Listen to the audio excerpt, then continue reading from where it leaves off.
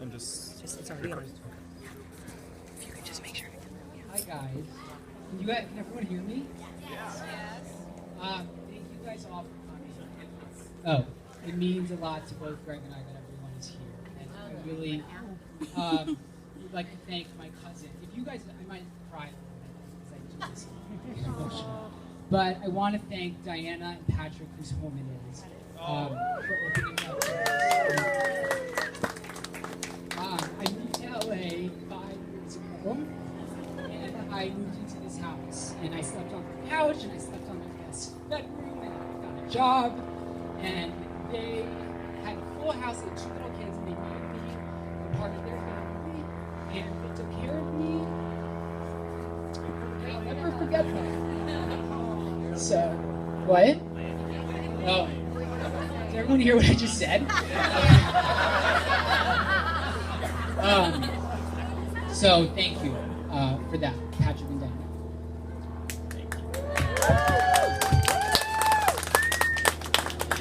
Diana.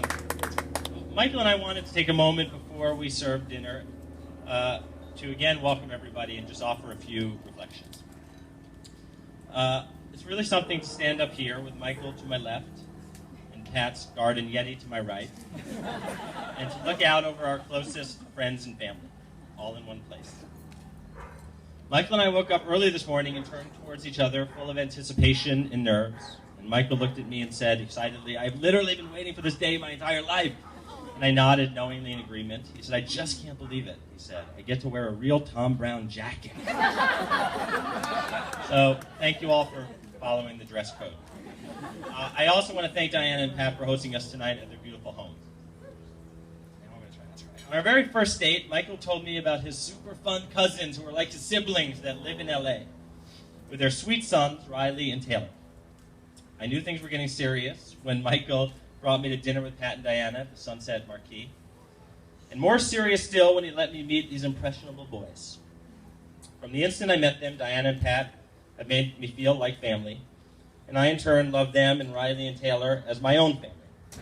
Thank you for always feeding us, advising us, working out with us, Pat, loving us, and helping us celebrate this event tonight. There's no place on earth we'd rather be than right here in this beautiful backyard. I also want to thank the rest of Michael's immediate family who are here: Marie, Michelle, Anna, Joe. Much like the Schmiedemann clan, you have all made me feel so incredibly welcome and loved since the moment I met you.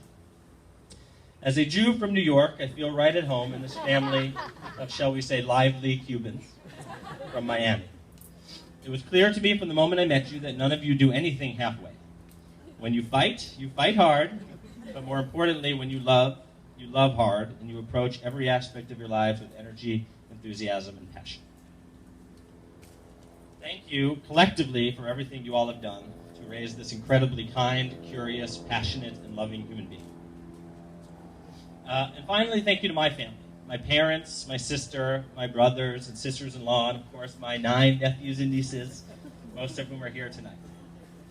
There is not a chance in the world that I would be standing here tonight if it wasn't for the unwavering, unconditional love and kindness that has surrounded me throughout my entire life. There is no doubt in my mind that I won the lottery being born into our family, and I will never, ever take that for granted. I love you very much. Which brings me to my main point. I can't believe we're standing here. Over the past few weeks, I've been thinking a lot about the younger version of myself. 15-year-old me, who some of you knew, had very puffy hair. He was a little chubby or big boned, but he was also very much in the closet. He assumed that he would spend the rest of his life as a single person, pretending to date girls on occasion, but always coming up with excuses on why I couldn't spend the night or why it just wouldn't work out. Maybe I would marry a woman, I thought, who would divorce quickly, but at least no one would ever question that I was straight. That was the life I imagined for myself. And then came 22-year-old me. He somehow found the nerve to come out to his amazing friends and family, who could not have been more supportive. He was relieved, but still not fully comfortable in his own skin. He assumed he would date guys, but never hold their hands or kiss them in public, and certainly never have an engagement party. He still assumed he would never find real love, but at least he could hang out with a bunch of other single, lonely guys on a porch somewhere and not have to live a lie. I will spare you the details of the last 12 years, but let's fast forward to today. If you had told 15-year-old me or 22-year-old me that not only would I find a man that loved me unconditionally and who could be my true and equal partner in life, but that we would get engaged and celebrate that love openly in front of 100 people who loved us so much, I would have thought you were out of your mind. It was just outside the realm of possibility. The fact that we're standing here today is my greatest wish fulfilled. I am forever grateful to every single one of you for making it possible.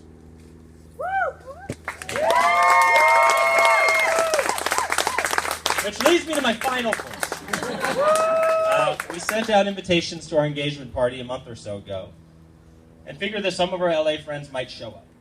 As the weeks went by, we started to hear from more and more of you that you were able to join us, and we were blown away. Friends and relatives were coming in from all over. We felt so enveloped by love. And around the same time, we also began planning for our actual wedding in March. And the more we planned, the more we realized what was important to us. We didn't want a huge, extravagant wedding. We wanted to get married in front of our closest friends and families, and we wanted to start our lives together in a setting that was warm, familiar, and full of love. We wanted, in fact, to get married in a setting just like tonight. And so, that is what we have decided.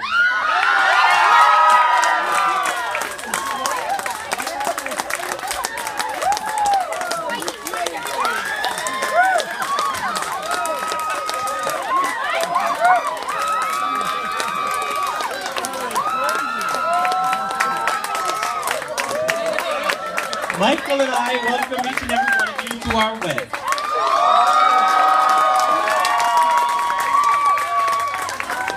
We are so blessed to have you here with us to share this moment. So now, if you'll bear with us for a moment, we'd like to ask the following people to join us on the steps as we set up for the ceremony. Our Rabbi Wendy Spears, Diana, Michelle, my sister Kathy, and my brother John. And also Anna and Joe and Amy.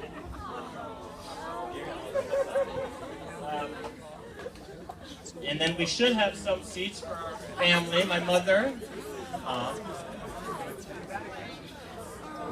and Marie. We have some chairs here.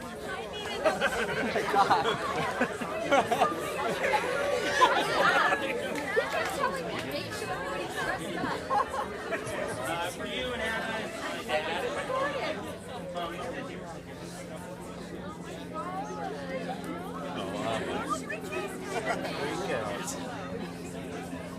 Sit here.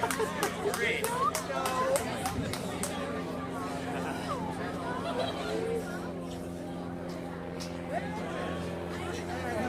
Join us.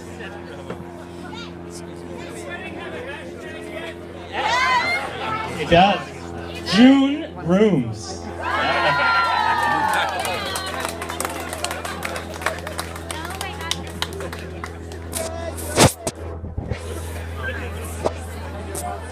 Yeah, I help Michael with that.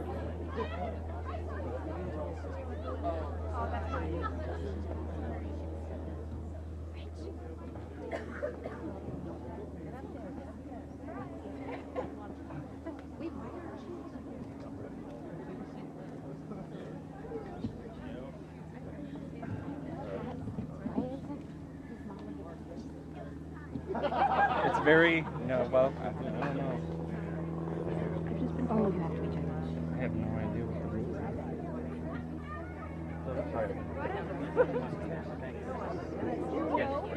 Okay, what's her code?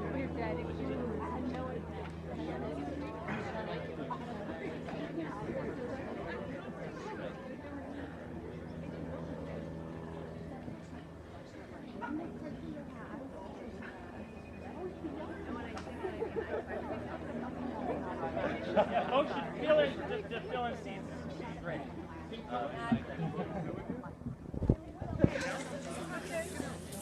Anybody want these? Want to sit with the baby? Of course. Gina and I go by the biggest mouth of school planet. They would not tell if no one is monsters. Okay, cool. Thank you.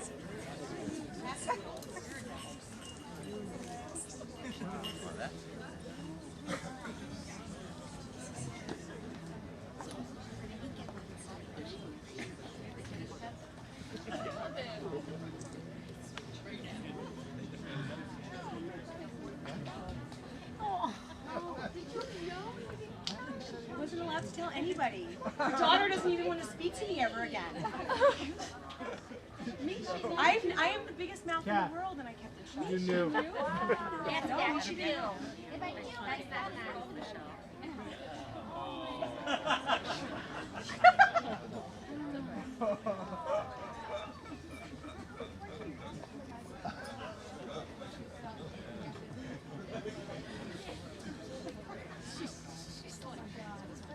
Now you get it?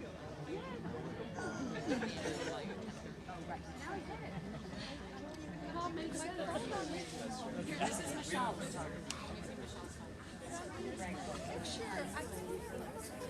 Anna, I'll send you pictures. Richard, how did you know to bring the yarmulke? Sure. Could I have one too, please? Hashtag June Grooms. June Grooms. Hashtag. I was wondering where the June 1st for that actually that's just worn the other outfit.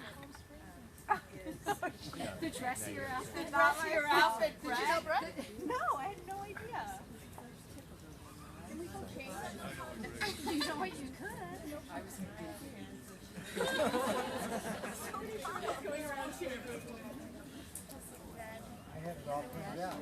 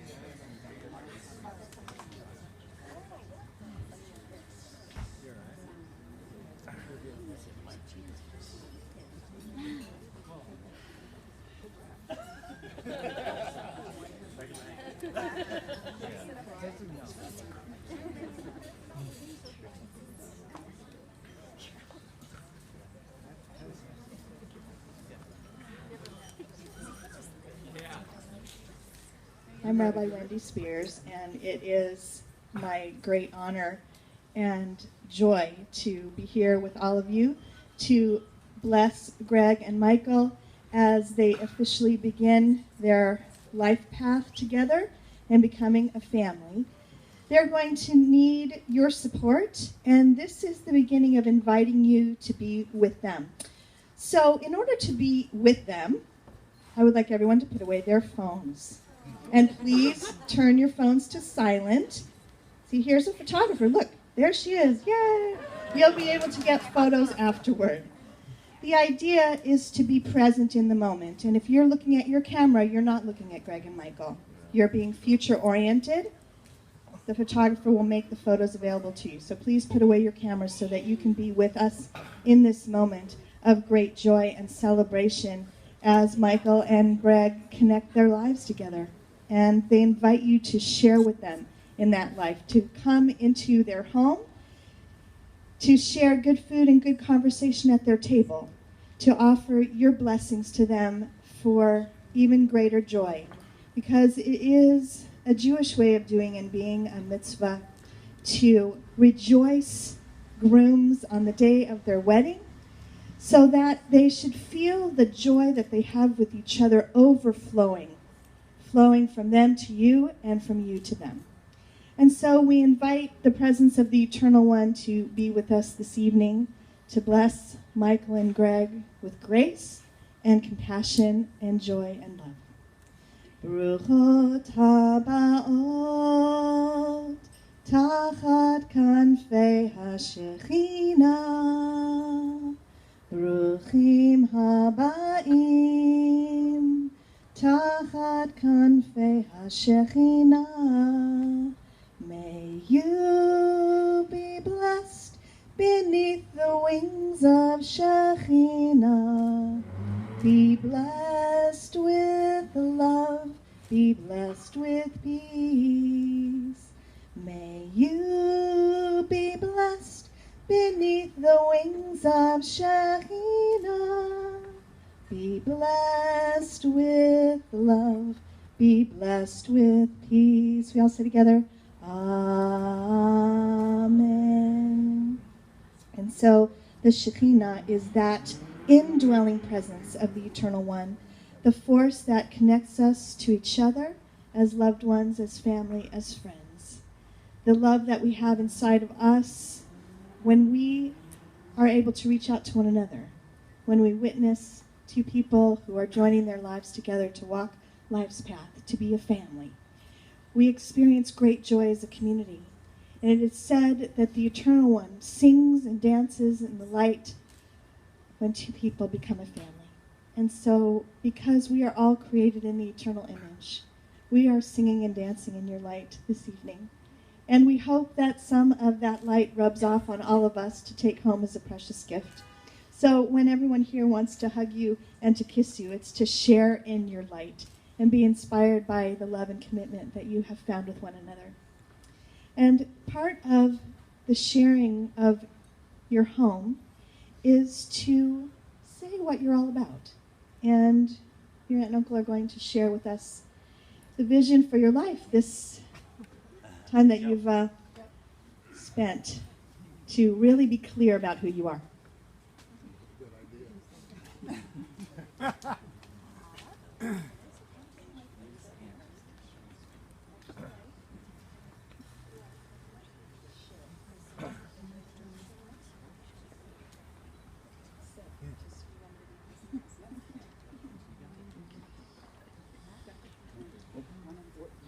Our marriage will be rooted in kindness, acceptance, love, and understanding. Our marriage will be rooted in kindness towards each other and kindness towards others. We will strive to always treat others as we wish to be treated. We will be of service to our neighbors and attentive to their needs. We will be kind and sweet to each other every day, remembering how lucky we are to have found one another. We will be generous and giving. Our purpose is to spread kindness and happiness to everyone we can.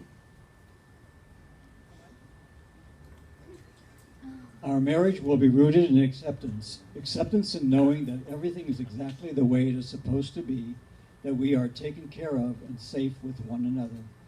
Acceptance in knowing that whatever course our lives take together, it is the right course, and that we will together rejoice when things are good and support each other when times are tough. We are each other's strengths, and we accept, love, and embrace each other's weaknesses. Our marriage will be rooted in love. We are aware of the greatness of our love, how special it is, and how fortunate we are to experience it. We will love our newly joined families every day and offer ourselves to them for any help or guidance they may need. We love our friends, old and new, and wish them all the same happiness that we have found through each other. Our marriage will be rooted in understanding. We will always strive to understand each other, even when it's difficult. We will do our best to understand